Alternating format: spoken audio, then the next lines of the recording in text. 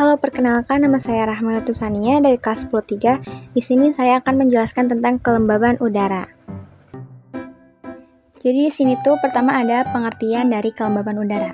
Kelembaban udara adalah kandungan uap air dalam udara yang berasal dari evaporasi atau penguapan. Kelembaban udara menunjukkan jumlah uap air yang terkandung di dalam udara. Kandungan uap air ini dipengaruhi oleh suhu udara. Semakin tinggi suhu udara, maka semakin banyak kandungan uap airnya. Lalu kemudian ada dua jenis kelembaban udara. Yang pertama kelembaban mutlak atau absolut, yang kedua kelembaban nisbi atau relatif. Kelembaban mutlak atau absolut adalah berat uap air dalam 1 gram pada 1 meter kubik udara. Kemudian jika kelembaban nisbi atau relatif adalah persentase atau perbandingan antara jumlah uap air dalam udara saat pengukuran dan jumlah uap air maksimum yang dapat ditampung oleh udara tersebut. Nah, selanjutnya di sini kita akan mengetahui cara menghitung kelembaban udara. Langsung aja pengertiannya, kelembaban relatif adalah perbandingan jumlah uap air di udara atau kelembaban mutlak dengan jumlah uap air maksimum yang dapat dikandung oleh udara pada suhu tertentu. Rumusnya adalah RH sama dengan E kecil dibagi E besar dikali 100. Di mana RH-nya adalah kelembaban relatif. Nah, kalau E kecilnya adalah jumlah uap air di suhu udara atau kelembaban mutlak. Nah, kalau E besar, jumlah uap air maksimum yang dapat dikandung oleh suatu udara. Contoh soal nomor 1. Dalam 1 meter kubik, udara pada suhu 25 derajat Celcius terdapat 16 gram uap air. Jumlah uap air maksimum pada suhu tersebut adalah 20 gram. Hitung kelembaban relatifnya. Kita jawab.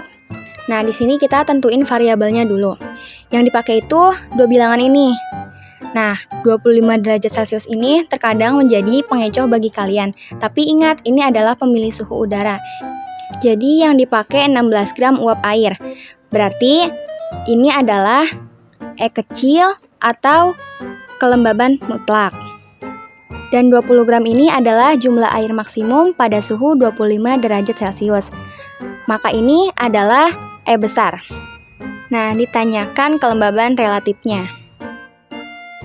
Nah, sekarang kita akan menulis rumusnya dulu.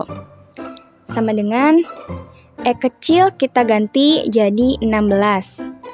Dibagi E besar 20.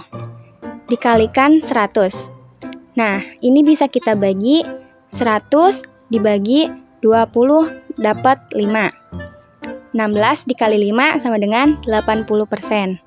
Mudah kan? Nah, lalu kemudian ada alat mengukur kelembaban.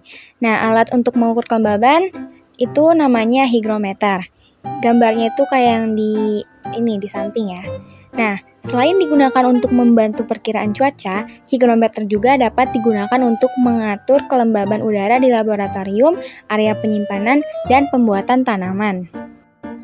Nah, selanjutnya di sini saya akan menjelaskan tentang iklim Junghun. Iklim menurut Junghun mengklasifikasikan iklim berdasarkan ketinggian tempat dan mengaitkan iklim dengan jenis tanaman yang tumbuh dan memproduksi optimal sesuai suhu di habitatnya.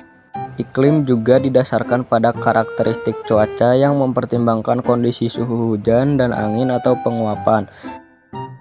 Klasifikasi iklim Junghun didasarkan pada ketinggian suatu tempat dan tanaman yang dapat dibudidayakan pada ketinggian tertentu. Berdasarkan ketinggian dari suatu tempat, Junghun membaginya menjadi 4 zona iklim, antara lain zona iklim panas, zona iklim sedang, zona iklim sejuk, dan zona iklim dingin. Nah, iklim pasan berada pada ketinggian 0 hingga 600 meter di atas permukaan laut, memiliki suhu berkisar antara 22 derajat Celcius hingga 26 derajat Celcius. Dikarenakan sering terjadinya kekeringan pada tanah, maka hal ini membutuhkan udara dingin. Beberapa contoh tanaman yang dapat dibudidayakan di zona iklim panas yaitu kelapa, karet, tebu, padi, jagung, tembakau, dan coklat.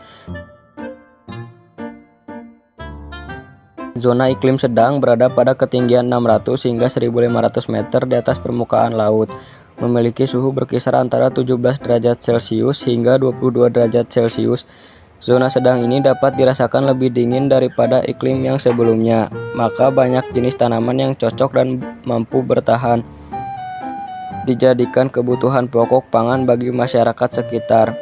Beberapa contoh tanaman yang dapat dibudidayakan di zona iklim sedang yaitu stroberi, kol, sawi, tomat, kopi, dan selada.